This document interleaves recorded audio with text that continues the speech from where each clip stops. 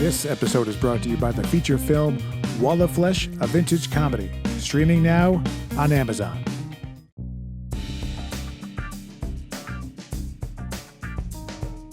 This is another unnecessary episode of Unnecessary Talk with Brian Sturges, and I am that Brian Sturges. Our handsome, talented guest today is Michael Vaccaro. Accolades. People are now, as you can tell, I'm coming from Poor Life Choices Production Studio 12.7. I'm in Mahi, and I'm trying to stay away from people. We go boating occasionally. And I was going to say, it's good. You're social distancing. There's nobody on the beach behind you. There's no one. Well, because it was a nude beach and it was packed, but I took off my pants and everyone left. Oh. I don't know if that's a thing. We're gonna talk about that. Can I just start this by sexually harassing you? That you are one of the and obviously no one's watching, so I don't need to lie. But you are so handsome. You have kind of this classic Clark Gable kind of classic Hollywood vintage black and white. It's everything that I would like to look like. This is so exciting, first of all. And so a couple of things. Thank you, first of all. Second, would you like to be my agent and or manager? And three, have you ever tried homosexuality? I haven't tried it, but I get it. I've been, I can understand where I've gotten it too, actually. Yes. Yeah. Well, what I realized is I had I don't want to put people on blast, but I had quite a string of handsome gay men on, not as handsome as you, of course. Unless they're watching. And then I had one guy in the middle who dropped the F-bomb talking about, because he's like a straight guy in theater, and and I was just like, okay, so it's good. It's a nice balance of things. But I got to tell you, I do have a list. If I do go gay, I have a list of men that I have met in my life that I'd be like, okay, I can see it. So if, money gets tight or things happen, I want you to know that I will reach out to you. All right. Well, you have my number. Okay. What's the deal with the dancing? Like, who leads? I'm asking a question from the 90s. My gosh. Let me think about that. Let me drink. Oh, yes. I just went to the store right now. Yes. Good morning. Good morning. Yes. Hold on. Wait for me. Look, I even put ice in a bowl to make it fancy. If I had tongs.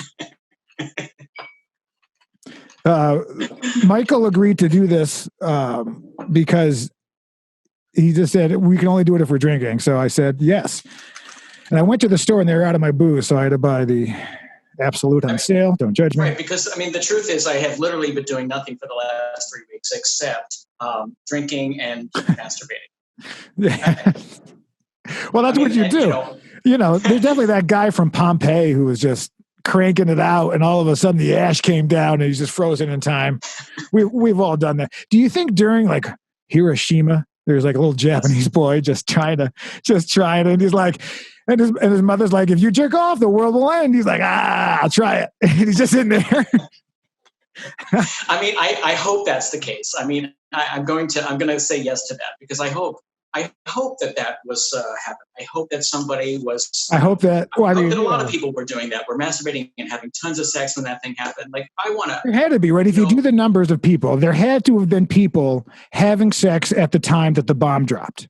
Yeah, when this bomb drops, I love this conversation. And Trump wins a second term, and everybody dies from whatever this is, COVID. Yeah, whatever the brand is. It used to be the Chinese virus, but now it's COVID. Yeah, right. I absolutely. 3 weeks without actual sex with another live male. Oh, you haven't? Oh, it's been even longer for me since I've had sex with him. So let's cheers. Let's get it going. Let's get drinking, my friend. Just thank you. Cheers. Good morning. Cheers. Yeah, cheers to you. Good luck to you. Thank you for your time. Oh, my time. I got nothing but time. I'm actually reading books now, if you can imagine. Oh God. I actually. Are you looking for kindling to burn? I actually thought, I thought, okay, here I am. I got nothing to do. I can only masturbate so many times in a day. Yeah, it's a chafing issue. I understand. Oh, and then by the fourth time, I mean, like nothing comes Right. out. Yeah. It's like, it's shooting blanks. Yeah. I get you. And so I thought I should read books. And so I went online and wait a minute, hold on. I have to drink. Hold on. By the way, this episode, I'm trying for the first time Ocean Spray Cran-Cherry. I'm just, trying it. It has a little cherry taste to it. This is a blood orange martini that I'm enjoying right now. So what's in that? Vodka, mostly, and a little bit of blood orange something or other that I got from Trader Joe's. Oh yes, I've seen that. Yeah, fighting some old woman for the last. Listen, I've punched in many a babushkas in the face for the last bottle of vodka. Right. So I just went to the. I got the. Sorry. Please. No, God. No, please. No, I found this list online. You can all find it as well if you got nothing to do. If the world is going to end. Mm-hmm. The 100 books to read if you want to be well read. So I thought, I'd like to die being well read. So like a communist. Exactly like a communist. Yeah. Yes. Speaking of communists, Bernie is gone. Let's talk about that if you want to. But yeah, so I didn't mean to derail you. So please tell us about the books, and then we'll talk about burning. Okay, yeah. So I went out and got a bunch of books. D.H. fucking Lawrence. Okay, he was banned. I think the book I'm reading now, it's called The Rainbow. It was published in 1915. It was banned because it was obscene, right? And now I'm reading it, and there's not one fuck scene in the whole book. So fuck scenes are imperative to your to your book. Yeah.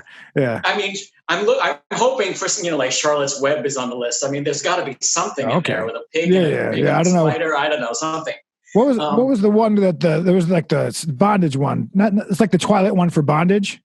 Oh God, the one with the horrible movies with that horrible. Yeah, the one with the daughter. Yeah, the daughter of somebody who's talented. Yeah, we get it. Johnson. What the fuck was the name of that? There's nobody. I'm looking to find somebody to answer the question. There's nobody. Well, I'm isolated as I'm myself. I should have tied the boat. Anyways, what is it called? Yeah, 50 Shades of Grey. 50 Shades of Grey. 50 Shades of Grey has to be a parody. There has to be a parody. Not on the list, but yes. But that's 50 Shades of Grey. Yes, that's like a Tuesday in my apartment. Yes. Yeah, that's when you had sex with all of the men in the UN, right? It was kind of a. It was. No? Okay. These jokes won't be getting any better with the alcohol. This isn't going to happen. So what are some other? So I've read Charlotte's Web, and I've seen the major motion cartoon. Yes, I've seen that as well. Yes, I think you like Charlotte. I have a bunch of Philip Roth books that are on the list. Like for instance, one book on the list is the entire works of Shakespeare. That's one on the list.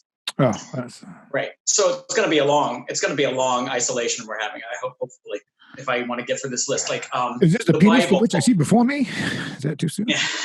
The Bible is one of the books on the list. Like I'm not going to read the Bible. Oh no, I don't think you're allowed to read the Bible. I think what happens is the tips of your finger starts to burn and your eyes become red. That's the same thing that happens when I masturbate 17 times a day. It's ridiculous. 17. What's your record number of pops in a day? Let's talk about what the people want to know, regardless of who helped you or not. Yeah, I'm not exactly sure. But I mean, it's definitely not 13. It's really more like 5 or 6. Yeah, that sems like a healthy amount. Yeah, right. I think. However, I do have a story about this. I would love to hear it. I had one date with a guy many years ago. Okay. It was hilarious. We had one date. I definitely do not remember his name, but I do remember that he was an actor. And this was many years ago in New York when I lived in New York. And he was on the Broadway. He was in the Cats on Broadway. He was on the Broadway. He was in fucking Cats on Broadway, and he literally played Gus, the fucking theater cat. I mean, that's who I ended up on a date with, right? In costume? And we're having, what's that? In costume? Did he wear the costume to the date? No, unfortunately, he did not. Had he done that, I might have gone on a second date. All right, so tell me. Sorry. No, so we're sitting there talking, having dinner, and he tells me that he's a chronic masturbator. As one would? On the first date, and that his record was 17 times. And I thought, like, well, when is he going to have time to like, to have sex with me? He's too busy having sex with himself. Gotta. you know. So we never went out on a second date. But Gus the theater cat, he was. If somebody out there wants to look it up, and hopefully I won't get sued, he was the original Gus the theater cat on Broadway in fucking Cats. Chronic masturbator. I don't know if he's alive anymore. Well, let's go ahead and do a deep find. Yeah, the other thing he told me was that he was suicidal because he had been in Cats for like 3 years. Crazy. Well, they have 9 lives. He'll be fine. Look is it me or do I look very red right now? You do look red, but I don't know if it's. I think it's the light. I think it's the lights that need to be adjusted. But I look like I am ill and red. Well, like talk to your camera crew. Oh yeah. Let me tell you what. I've set up and broken down more studios in the last 6 months, and here we are again. Another. I mean, could you imagine having to bring it all the way down to Bali Bali Mahi Mahi? I mean, it's far. I mean, it's down. But you're all in though. You're committed. Yeah, sometimes you need to clean out the chamber before you go out. But I feel if he had cleaned it now. Okay, well, let's say, did you hook up with him that day? No. I mean, the truth is, I like to have sex with certain people just so that I can say I had sex with them.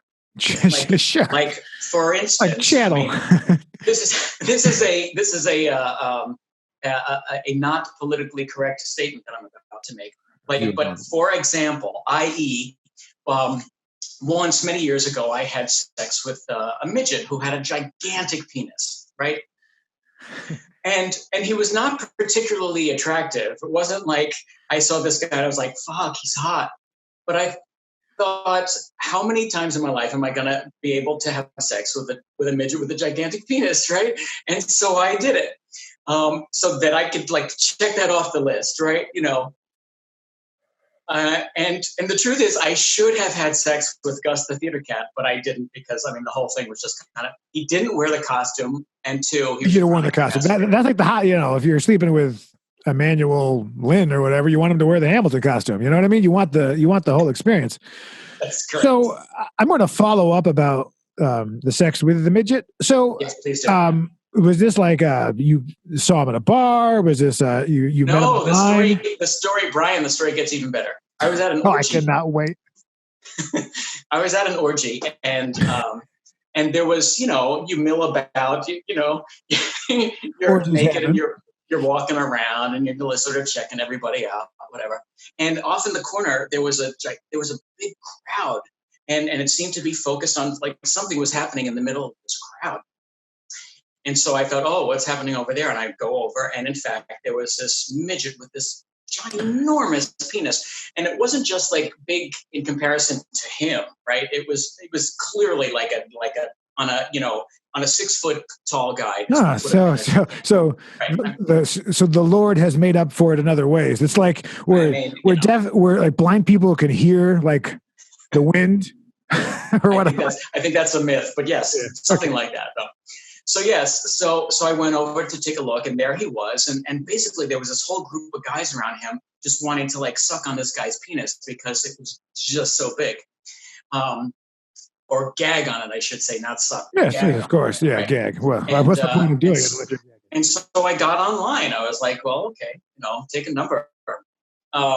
So that was how that happened, and the weird thing was if you're breaking, I can't wait to hear what's coming next. Yeah, I just said like the weird thing about this was that as he was getting his dick sucked by all these guys, he was eating walnuts, and he was cracking them open with his teeth. Oh, he's just casual, right? Like it's a just czar. Like totally casual. He's just a czar with his legs. Was he like on a couch? I take it he was up on a surface. He was on the floor. Okay. And next to him was a bowl of walnuts, which he was cracking open with his teeth and eating while all of these guys, including myself, were sucking his dick. That's kind of like the old Greek or Roman orgies where they have olives, right? And various food. Yes, you have to. Yes, like that. Like that episode of I Love Lucy. I don't know, something. Yeah, you got to carb up. I would imagine that at an orgy, the craft service table, you're going to want some carb-based snacks. like what did they have in terms of food at the orgy, or was it other than walnuts? Mm. Was there like a table? Like the person Usually who put the orgy on, do they supply you food? Yes, protocol. Usually there's a table, and there are sometimes alcoholic beverages, and mixers like your Absolute and your cranberry. And but normally it's things things you go to Costco and you buy. That's what I was gonna say. I was like, at an orgy, do they have that turkey cheddar wrap that they have? Yeah, they do. They have the big platter of the sandwiches that are wrapped up. And you take the plastic tin off. Yeah, that's great. And one of those big boxes of like 40 little bags of Doritos and stuff like that. Yeah, like various kid snacks. Someone went to Smart and Final. Walnuts. So the midget brought walnuts, I guess, or something. Oh, man. I got to tell you, that is a visual I did not expect to have in my mind's eye today. I mean, and unfortunately, I didn't get any pictures because, it's very vivid in my mind, but I wish I had a photo of it to share with you. So how did one find the orgy? Is this from a site? Is this friends? I mean, how does one get into the orgy industry? Word of mouth? Sorry. They're all dad jokes. I get you. Sorry. That's a great question. I think that nowadays, I'm sure you can find them on Craigslist. Sure. Or the Facebook. I'm sure. Facebook and the gay guys have the Provasic now, right? Which might have been from the fugitive, but back in the day, I believe, yes, I'm going to say it was word of mouth. Probably everybody was saying, "Oh, there's an orgy on 23rd Street. Let's go." What do you think about these old school masculine gay guys from like the leather guys who have a problem? Where there once seemed to be a very masculine, like New York leather bar vibe, right? Yes. Has that kind of gone away? In terms of, no. Still, I'm sorry. No, it's I'm learning so much. In fact, it's bigger than ever now. Is it really? You can own your own puppy if you want. Is that what they're called? Pup play. Yeah, puppy play. Oh, see, Well, I heard another podcast talking about it. So yeah. I see. Yes. Yeah, I learned so much. So the guys put on the mask and they shove the tail up their ass and they what is it? They take E. Is that what it's called? Ecstasy. There's different words for the same drug now. I don't know. Whatever the kids and the drugs. I don't know. But they take that and your owner, your master, whatever, throws a ball around for 45 minutes and you run. And then you have anal sex. I mean that's So yeah, but no. Well, go to Silver Lake. I'll take you to Silver Lake one day. I mean it's nothing but big hairy guys with jock straps. And, so there is still that kind of, because I guess. Yeah. I went to Amsterdam again this past year, and when I was there, I walked into a shop called Mr. Leather because I was looking for a wallet. And it was not what I thought it was going to be. And I walked in and I was like, oh, a bunch of guys in leather vests. That's cool. And I'm looking around. I'm like, oh, okay. I don't think, they did not have a collection of wallets. Why are you looking for a wallet in Amsterdam? I like leather goods, right? So the whole reason I went in there was for, I like a nice wallet, a belt, leather, but. Do you wear leather pants? I've never had leather pants. I think I tried on a pair of pleather when I was young because I used to work at Contempo Casuals. Do you remember that place? Of course I do. Wow. When I was 18 or 19. No. You had sex in a dressing room there? It was kind of strange. This was at the local mall where I grew up. And, you went around for the summer job, and I think I had a friend who was there, who worked there or something. And it was all women, and they were like, oh, we'd hire you to work the dressing room for kind of like security, because I guess they were having all these women were throwing their stuff and they were stealing. But so when I started, everyone thought I was gay because they would. So then I was in the dressing room, and it was this kind of weird thing where the women who were there would be very comfortable changing in front of me. And I would, of course, but this is when I was, start masturbating. Right. Yes. Yeah. Directly. I was let go immediately. An old woman slipped upon the semen on the oak floor, and she cracked her head. You know what? There's still a lawsuit pending. We shouldn't go down the road. Yeah, they're very litigious. I don't want to get you in any trouble. I forgot about that. Contempo Casuals. I can't believe I worked there. I worked at Urban Outfitters too. My first year of college. Where was this? Where was this? Where was in Boston. I went to Berkeley College. Yeah, no one cares. I went to Berkeley College of Music in Boston. So they had, when they had Tower Records, I think it was across the street, and it was Urban. And that was when I got a job when I first went to Boston, fall of 1997. And I bought, with my employee discount, a green pea coat, to which I have to this day. And it's I've never seen one since. And not the greatest story. But anyways, with an S. So I like to get back to the, because people, I know about me. People don't care about me. If they, this is about you. You're the guest. Yeah. Okay. It doesn't matter. But you can ask me anything. I don't care. Because I'll just. Nobody cares about me. Yeah. That's not true. You kidding me? I couldn't wait to talk to you.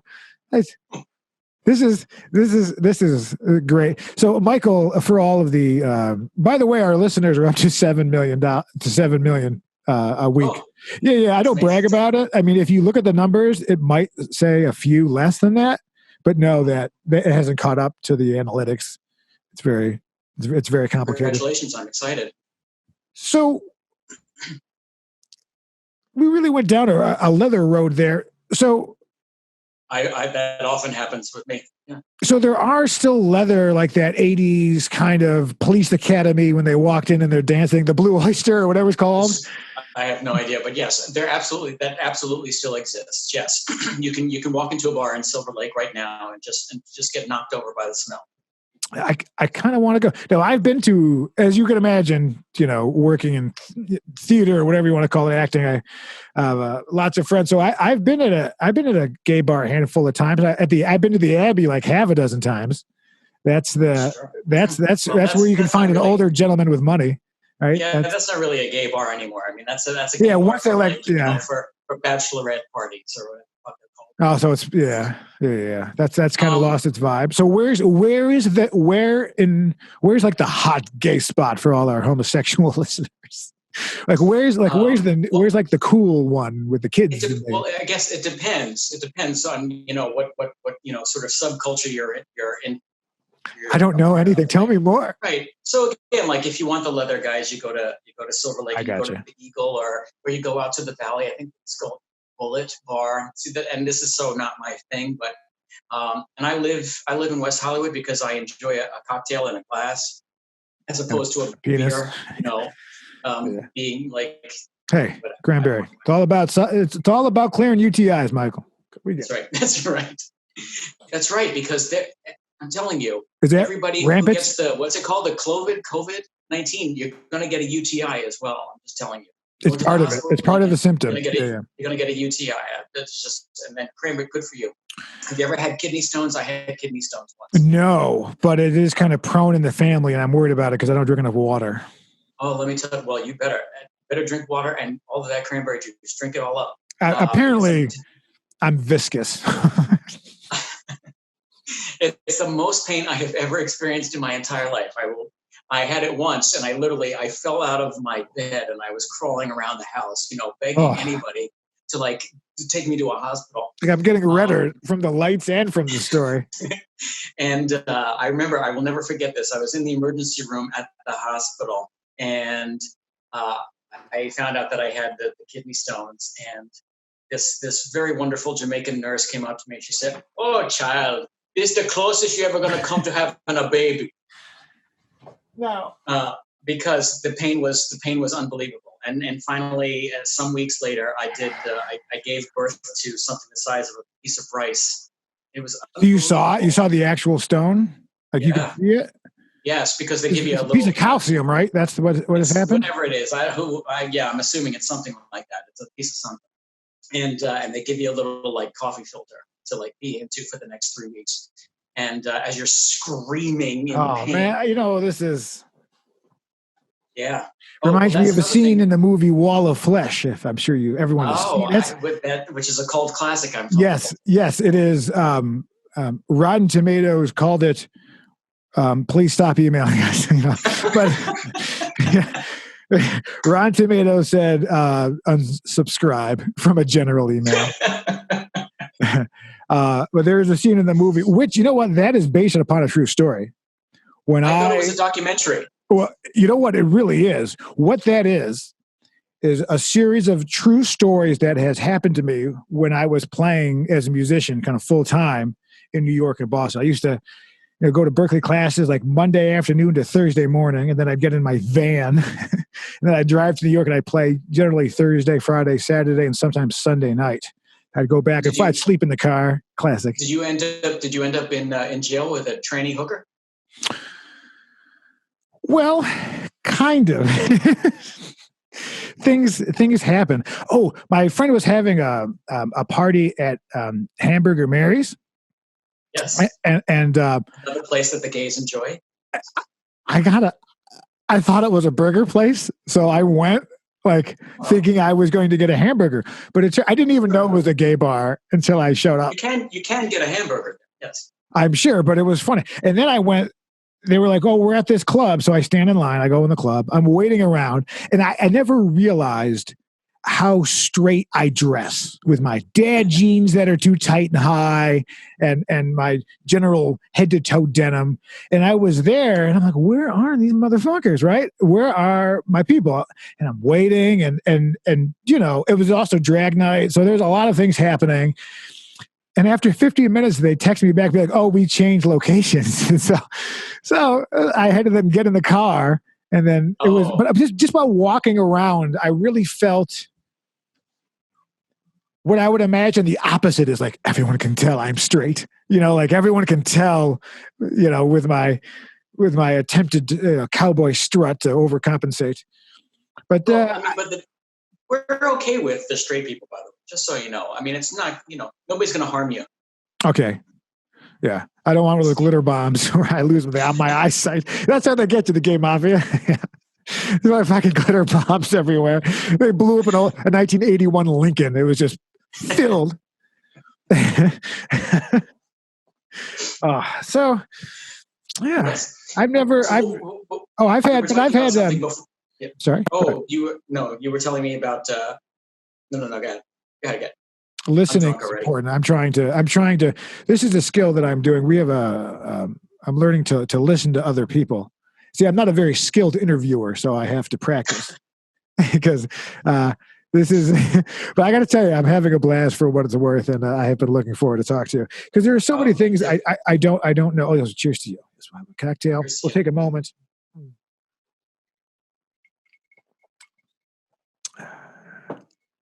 Yes, so there are so many things. Yes, you have so many questions for me. I have so many questions. Okay, so many things that you want to know. Yes. I guess.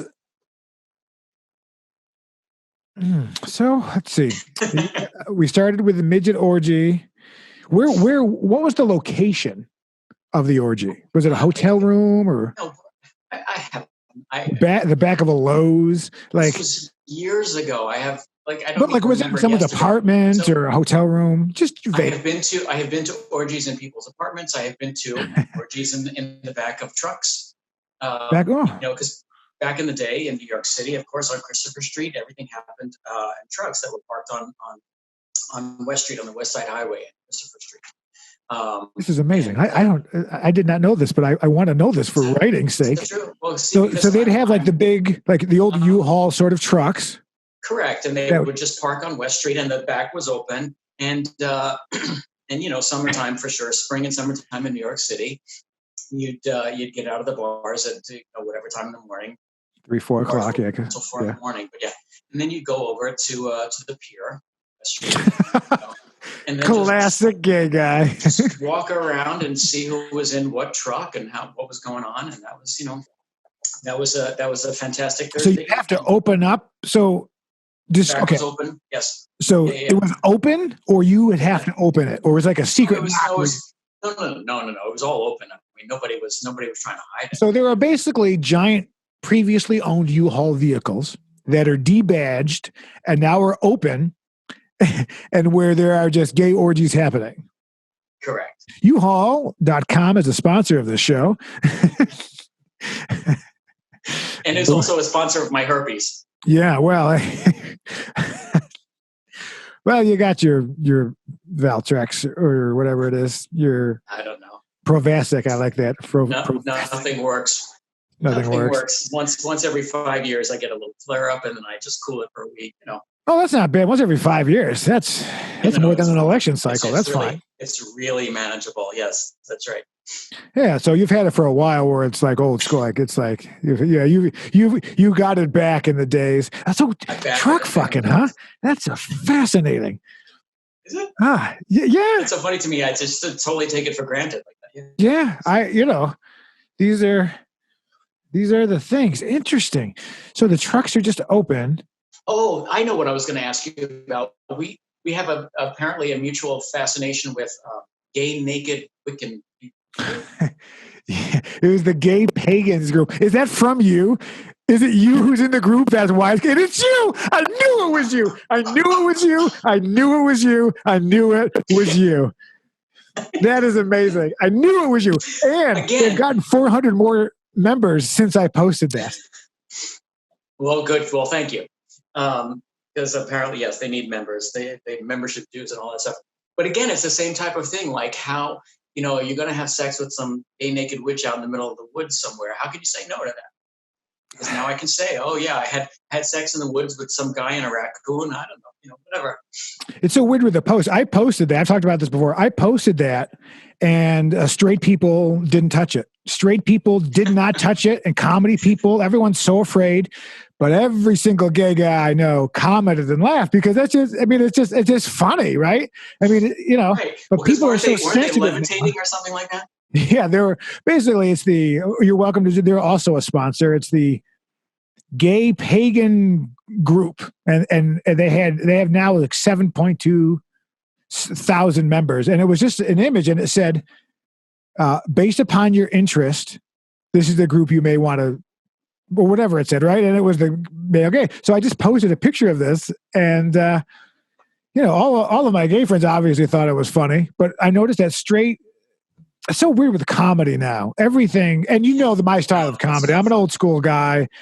Everything is with love, but the whole point of comedy is, if you make fun of everyone equally, including yourself. I mean, the whole point is to like learning that there is like open truck fucking in New York is something that's funny to me. I mean, it's awesome. I mean, like, why wouldn't you go? But people are so sensitive to even comment on that. Like, it would be a bad thing. I just said, look, I didn't know there would be such like a pagan gay group where you'd have sex in the woods. I didn't know. How do I know? Well, but it's you're in that group. I kind of want to join just to see what are the posts in it. I mean, I think this is what I think. I think you should take whatever it is. What is it? What did we say before? The E. The kids take the E. The kids. And just so 48 hours later, you don't remember any of it or whatever. Just, I've had plenty of times. I've had many of gay men try to, convince me over. I bet you have, because because you are also a very handsome man. We all know this. I'm a little chubbier than I was, but we're in quarantine, and I'm eating. Oh my God, are you kidding? I've gained like 17 pounds. This God, you're an angel. Yes. But I've had a guy try to kiss me, like my friend. He took a shot. I mean, I don't blame him. Good for you. Go ahead, take it. Shoot your shot. And I don't care. Here's the important thing to know about this. If you kiss a guy, it doesn't mean that you're gay. Nice try. Nice try. You're just planting that seed, and like smash cut to 6 weeks later, I'm in Manhattan in the truck. Yeah. It's like Scientology. Like that's you're like, hold on to this, and let me see if you're stressed. Oh, let's talk about Scientologists. Like, out here, that's big, of course, like, right? Everywhere you go. I will one day. I want to play John Travolta in his later years as my goal. Oh, please do. He took my look. He's shaving his head now. We're in quarantine. It's amazing. But I happen to think that, once this is the people who are going to survive, what's this called? COVID-19. Not to be called the Chinese virus. Since everyone has it. Getting that. The only people who are going to survive this are roaches and Scientologists. That's it. Absolutely. Well, I swam in the Hudson when I was a kid in the swim team. There you go. So nothing will kill me. I mean, I gave leukemia Sturges. You know what I mean? Like, hey-o to all you guys and gals dying of a cancer blood disease. Hey-o. Too soon? Too soon? Well, you know what? You know what I'm ready for, to be honest with you? I'm ready for a gay president. I don't talk politics because I don't believe in her system. I mean, you want to vote for your town highway superintendent, enjoy. But if you think your little sticker makes a difference, just enjoy your discount at Baskin Robbins. But it would be interesting. I don't see, well, of course, I have equally a woman president, but I got a gay guy be like, take no shit. I would want like a take no shit gay guy. Not no. This is what like a fierce gay guy. Yes, who's just like bomb him, take him out, like who's just Right.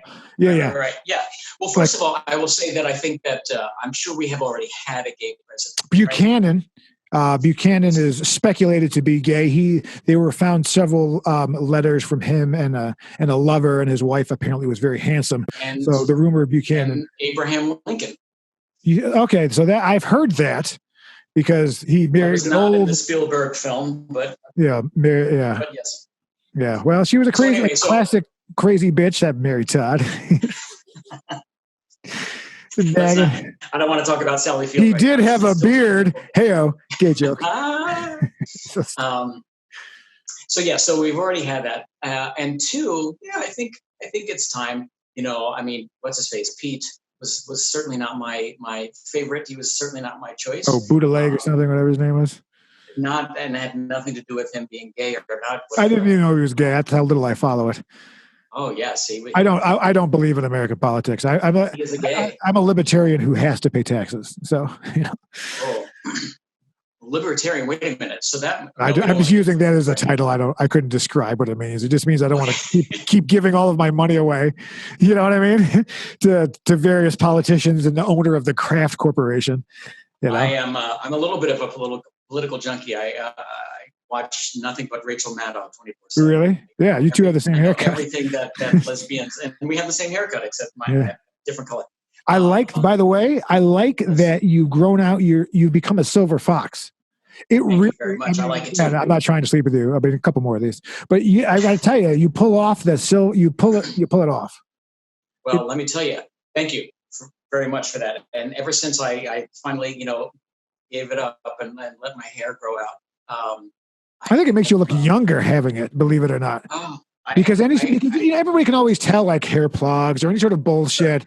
Being, I think, naturally you is see how radiant you are. I've been drinking. You know what? Let's have sex. Let's do it. Let's do it on camera for the views, so I gotta get the hours for monetization. So that way, yes, you can check that off your list. Sex with Vaccaro. There you go. Yeah.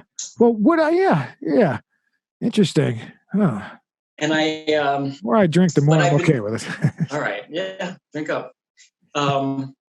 Yes. But the great thing about the white hair is that I have been doing nothing but rap videos for the last year. Really? Yeah. I'm the old white evil CEO in every rap video that you. Yeah, I can see that. Well, yeah, you always book a tremendous amount of work, but I have seen perhaps an increase of what I've seen. You seem to be working a lot with that hair because you got this like dapper Dan, like this handsome, like this, like a dap, you look like you and the gay mafia sit around the Hamptons, right? And you drink blood orange martinis or whatever. And you just, you control various land transactions between gay partners. I got to tell you. Yeah. I remember the first time a gay guy tried to kiss me, and he was an older gentleman, and God bless him. He was just like, you know what? I think I'm just going to have a couple of drinks and see what happens. And I was wasted. And I remember I was so young that I got drunk on like Southern Comfort. Oh, it was just like. Oh, when I was in high school, we used to get drunk on what was called Wild Irish Rose. I think I don't know that. $1 a bottle. Yeah, I think it was like $1 a bottle. Like a bourbon? It was a scotch or something? Yeah, it was wine. It was guaranteed to like make you puke. Oh. It was $1. Yeah, well, and back in the day in New York City, of course, you were a teenager and you didn't have to show ID in order to buy alcohol. Oh yeah, I am the generation where you would just take a piece of chalk and write it on the driver's license. Because in New York, the kind of when I was the cool like college bar that you'd go to hook up was owned by a cop. So, you know, and all the security guys, all the bouncers were cops. So you would just really, not that I practice recidivism, but you would just take you would take like a chalk pencil and just change the date, and you'd hand it to a guy who'd look at it and be like, okay, whatever. Just going on. You look like you need a refill. You can make a refill on air. I absolutely will. I have it right here. Let me catch up.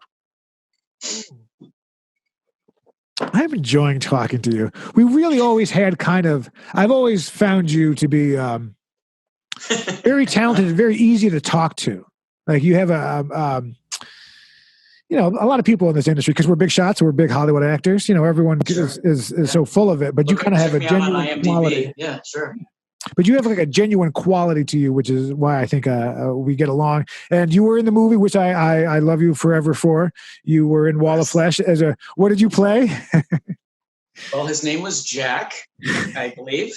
And he was a transvestite hooker. Good writing. Like Tolstoy. 100 films to watch if you want to be well. Yes. But then he got a job as a truck driver hauling something illegal. Yes.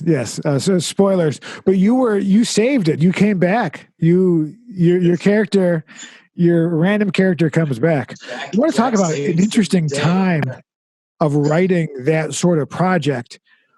When I wrote that movie, it was while just finishing Second City, and I had all these over-the-top stories, and my dream was, I'm of the generation where making a movie was this megalithic thing. Making a movie was the shit. This is before TV was cool, before The Sopranos were on HBO and winning Emmys, where being in the movies and being TV was whatever, right?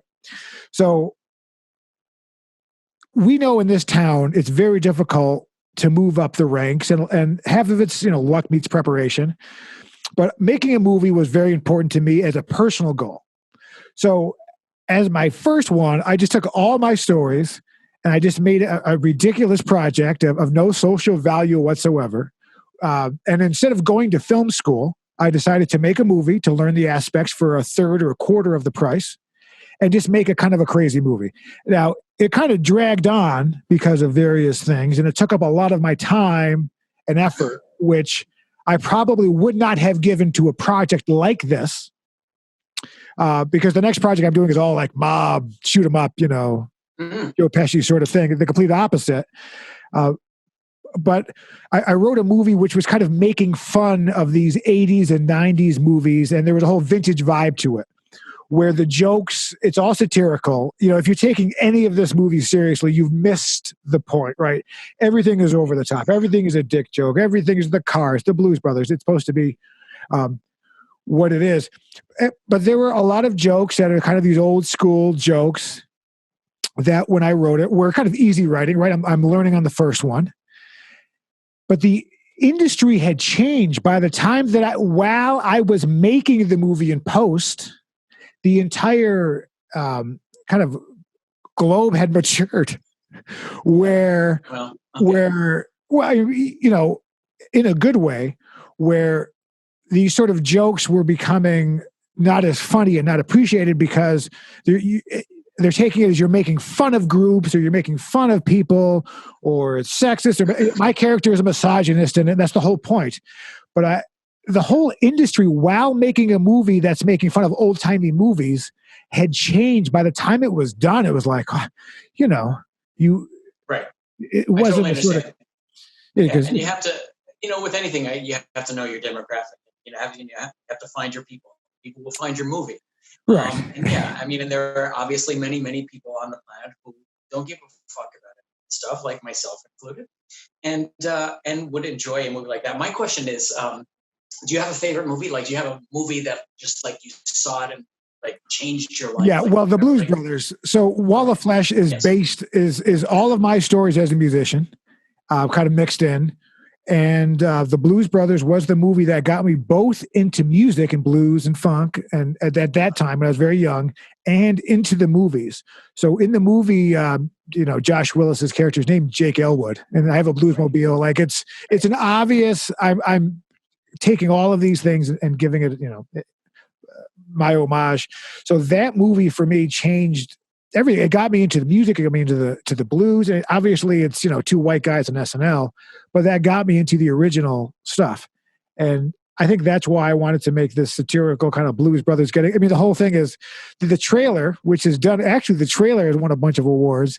It starts with finally a story of a middle-aged white man getting the band back together, which is everything. Which is the whole point. That's all that there all it was. But that for me was kind of. That was it. And then I love my mob things, which is why I want to do something with a little bit more of a range where it's just not yuck. Yes, so I want to ask about that too. But yes, but that's the reason why I ended up in Second City, was because when I was growing up, I was in love with not only SNL, but Second City TV, SCTV. Yeah, Eugene Levy, right? The original. Candy. Eugene Levy and Andrea Martin and Catherine O'Hara and John Candy. And of course, all those Second City people, Gilda Radner, Aykroyd and Belushi. Right, yeah. They all came out of there, yeah. All those people came out of Second City, which is why as an adult, I always wanted to go to Second City, which is, of course, I ended up doing, and that's where you and I met. Where we met, yeah. Brothers is so great. I think it has always been sort of underrated. Well, comedy, right? And Carrie Fisher is in it. Carrie Fisher, fantastic. I mean, fantastic. Here's a little crazy fact that in the movie The Blues Brothers, there's the young African American kid who's trying to steal the guitar off the wall in Ray Charles' Exchange. That little kid grew up. He played the limo driver in Die Hard. That was the same actor. Who Delroy, whatever his name, I think is his last. Yes. So the African American kid in the original Die Hard is the same kid in that movie. And then if you watch his career, you don't realize how, because he was a kid, and he's always changing. And he's been in a lot of things. A little fun fact for you. I enjoy that fun fact. That's great. No, so now you're writing, or you have written a movie about mobsters. Now I grew up in the Bronx with an Italian family who were all mob connected. So I have lots of things. I'm working on that right now. The reason that I have this green screen up is because I moved to my living room, but I'm old school. Green screen. Oh, I didn't know. No. I'm sorry. I fucking wrote my own joke. This is why I'm doing shows in my. I'm in my living room of the building I'm renting in Mahi. Butro Scali. It's obviously that's a reference you don't hear often these days. Oh, Butro squared. Oh, let me tell you what, he's old school. What was I saying? I lost it when we got off. We were going to talk about your new mafia film. And me growing up in the Bronx, because I have a cousin Vito who will still kill you if you fuck with him. So. That what I would actually like it. In the back of in the living room, which is this way, if you're watching, I'm old school. I still do index cards on the wall to make scenes. I mean, I know digital is the shit, but it takes me longer to use a lot of digital programs. So I write my scenes out on index cards. I put them on the wall, and I do kind of like a serial killer detective mind hunter sort of thing. And I've just started putting it out, and I've wanted to do it for a while, but that movie took forever. There were a bunch of post-ops. There was various logistical nightmares that is done. And now I'd like to do something with a little bit more to show the range and something not so dick jokey.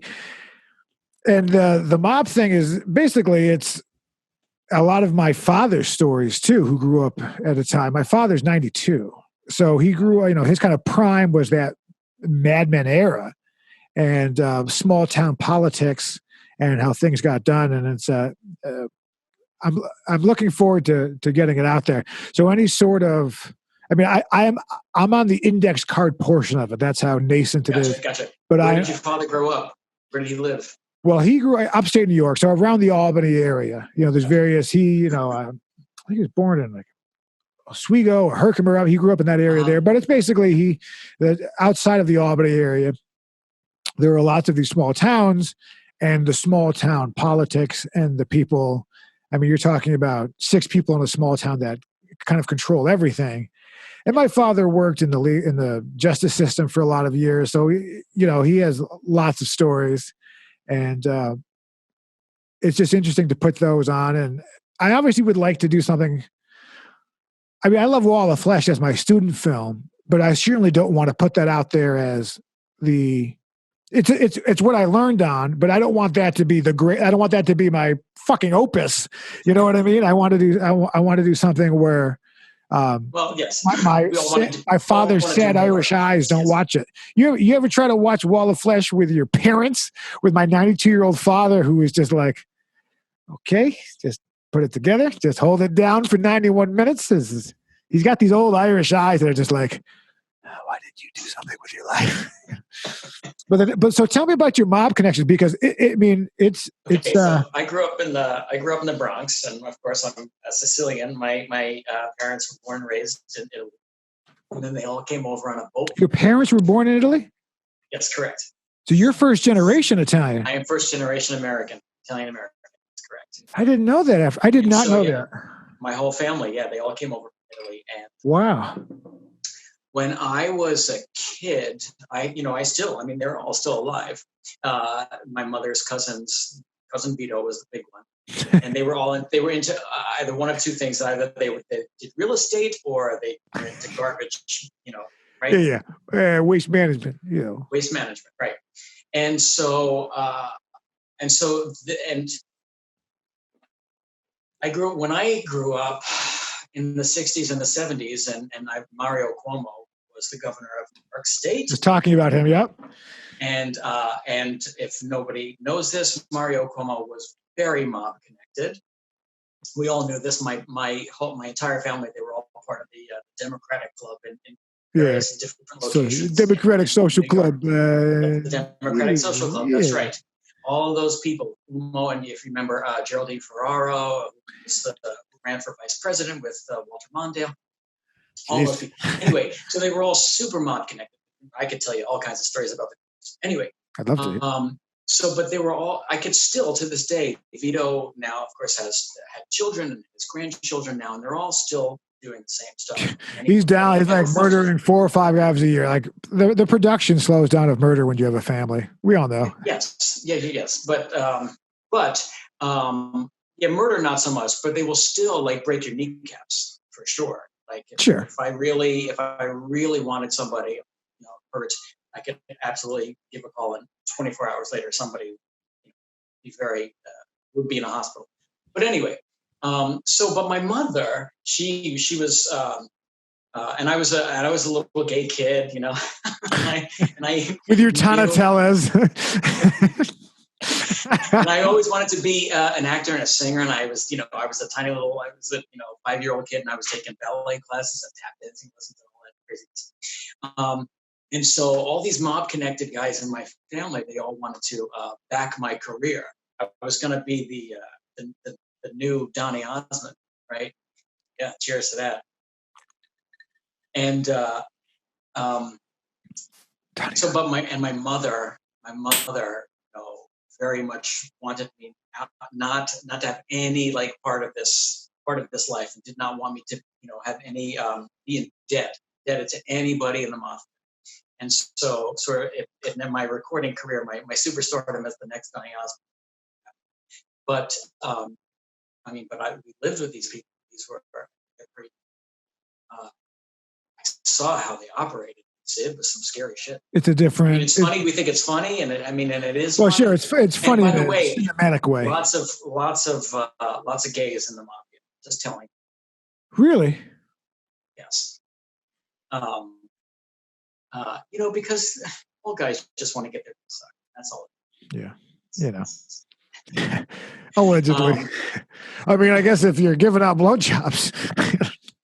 Maybe I'll send that private plane to Mahi Mahi, Bali Bali, Boutros. Come on down. Yes, but yeah, these guys were really serious, and they're still serious. I mean, they're still like, it's still a fascinating culture.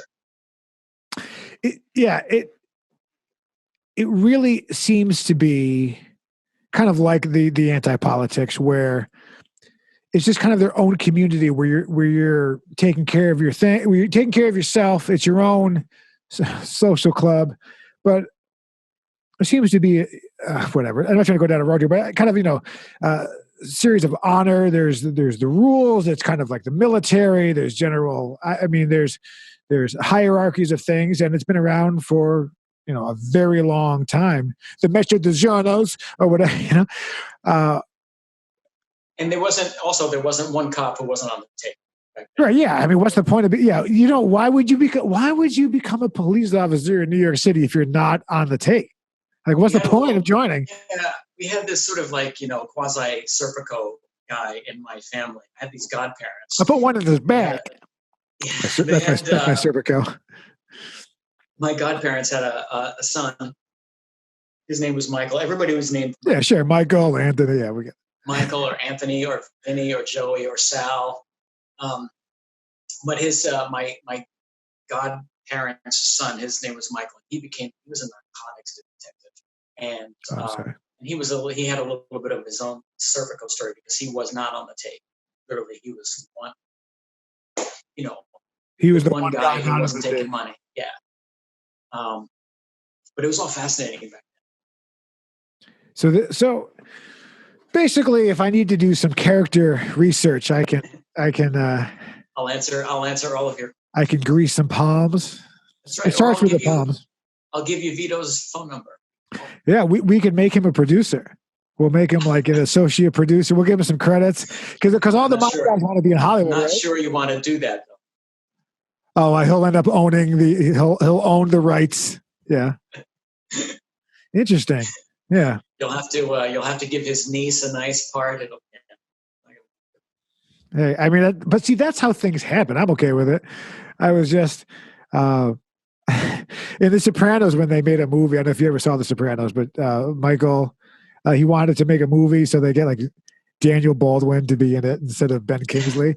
And then I was at a film festival this summer, and at my table was Daniel Baldwin, Billy Blanks from the Tybo things. Oh yes. And it was just like it was in Vegas. It was an interesting little thing. Oh, do you want to talk about a failed bit? So I'm at the Las Vegas International Screenwriting Film Festival competition, blah blah blah. Right. So I'm in the Palms in Vegas, and we're having the thing, and Wall of Flesh won Best Comedy. So because I decided to do a yuck, so I walk up to the front and I get on the dais, and I thank Warren and Annette who gave me the award, not the ones you think. Yes. Thank you, Warren and Annette, for the award. And then I say, I want to take this moment. Listen, I lost my car keys. If everyone could just stop what they're doing this isn't a banquet hall in Vegas filled with like B celebrities, right? And like, if we could just stop what we're doing and look for my keys. It's a 98 Honda. It's green. It has a tan door, and I go now. So keep in mind that this is an award show, so everyone coming up is being very awesome. They're all kissing their own ass, right, for the thing. So I go up there and I just say thank you, and I start a bit, and you could see the audience couldn't process. They didn't know because everyone you're all there in an award ceremony thinking you're all the hot shit, right? And no one's doing anything. So I'm like, hello, will you please help a man look for his keys? Right. And it goes, and it's, people start to get it, but I bail on the bit because you could just I was eating shit. Right. And then I was like, all right, well, if anybody sees it, let me know. Thanks. Daniel, anybody? Daniel Baldwin, anybody want to help me out? So as I walk away from the dais at a failed bit, the MC says, you want to know what? We have some crazy news for you. we found your keys. And he holds up a set of keys. Now I'm walking away back to my table because I'm in the back. It's like a comedian would sit. Sure. And I'm like, not because I'm not important. And I said, ha ha ha ha. He's yes-anding my bit. And he's like, seriously, you come back. I'm like, no, oh, okay, I come back. He's like, no, I found your keys. He's like, we found keys. And I'm like, those aren't my keys. So now I'm standing in the middle of the ballroom, right? Yelling, saying, no, that's I didn't actually he didn't even get it, that I didn't lose my keys. I just wanted everyone in their tuxedos to stop and start looking for a pair of 98 Honda keys, which is funny in my own mind. Then all of a sudden this guy comes running up. He's like, they're my keys. They're my keys. I lost my keys. And I'm dying 1,000 deaths. So it was the worst gag that ever happened. And I just said, he got his keys and everyone's like laughing. And I was like, the MC's getting laughs off my bit. Yeah, fuck that but guy. He didn't even. So just coincidentally, they found a pair of car keys, and it took a hard shit out of my bit even more. Right. Well, the good thing was that you helped another human being. Yeah, that was actually kind of a nice award show. Well, Billy Blankstay was there with a family. I sat at a table. Yeah, good. Well, I was going to ask, which one is Daniel Baldwin? What the fuck is he? He's the heroin guy. He's the guy who's on drugs, and he was like, "Is there just one Baldwin? No, there's heroin. There's William, Daniel, wait a minute, Alec. Steven's like a little slow, and they're all on something, right? Yeah. So Alec is the winner, and then he got to have sex with Kim Basinger. Yes. Oh yeah. Oh. Hey. And like 80s Kim Basinger. Yeah. That's right. Yes. Yeah. Perfect Kim Basinger. Yeah. So there's Billy Baldwin, who does like those independent films. Like he was in Backdraft, right? I have no fucking idea. And then Stephen Baldwin is like the guy from Usual Suspects. And then Daniel Baldwin is the one who's a little puffy due to various alcoholism and drugs. It's so funny. I can't picture at all. I did a skit once on the Conan O'Brien show where I was, this is true. I was Alex, really fucked up brother, Skeet. Yeah. Was this in New York or in LA? New York? This was here in LA. This was many years ago in LA when Conan first came out here to LA. And did a show that I believe is that he is no longer the host of. Now he wears ties and denim jackets.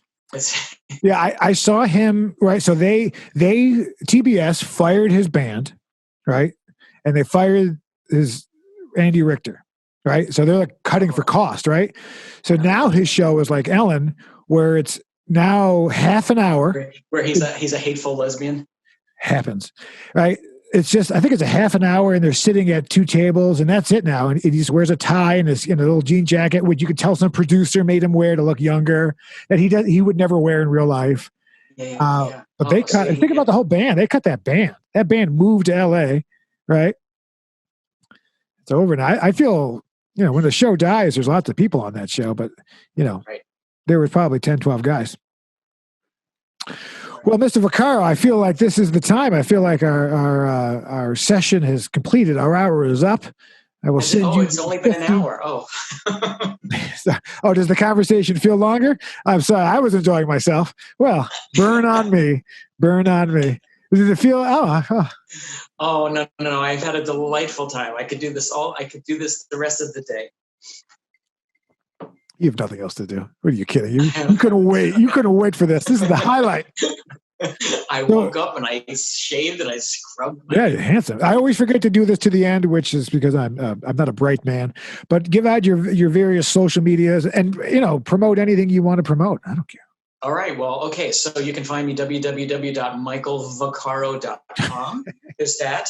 I am on the Facebook as Michael Vaccaro, and I am also on the Instagram for the kids. You can find me there, Michael Vaccaro. I have a Twitter thingy, Michael Vaccaro on Twitter. And let's see what else. My show. I have a show on Amazon Prime. It is called Child of the 70s. It is fantastic. Well, thank you very much. It's a sitcom. and we did 5 seasons of it. And you can go to Amazon Prime right now. Isn't it like Bruce Valanche on it? Bruce Valanche is in it. It takes place in the present, but I have all these giant 1970s TV stars on it. Ted Land from The Love Boat is on it. Susan Olsen from Brady Bunch is on it. We have people from Shirley and from Angie and from the original cowboy from The Village People is on it. Amazing. It's a whole thing, right? We did 5 seasons of it. You can find it on Amazon Prime. Well, I'll go ahead and look for that link below. I'll put all of your social media and your various http://www.michaelvaccaro.com will be located. We didn't talk about my colon at all. This well, next time. Well, I heard it's been impacted. So let's. Hey, more than once. Yeah. On that note, apologies to all my Catholic father's friends who are watching this episode. Hollywood is full of sinners, and I'm soon to be one of them. But listen, let me know about the truck thing in New York. I'm going to send you all the info right now. I think it'll. And if you could get me up in the gay mafia, can I be a consigliere, but I'm a straight guy who was helping bring gay guys and straight guys together, and you can. Done. Well, off camera. Let's not talk business on camera. There's always a token straight guy. Yeah. I do need to be filed 1099 miscellaneous if that helps for the mob. But Michael Vaccaro, thank you. You are the man. And my pleasure, man. This is fantastic. And to be continued. Stay safe. Wash your hands. Will do.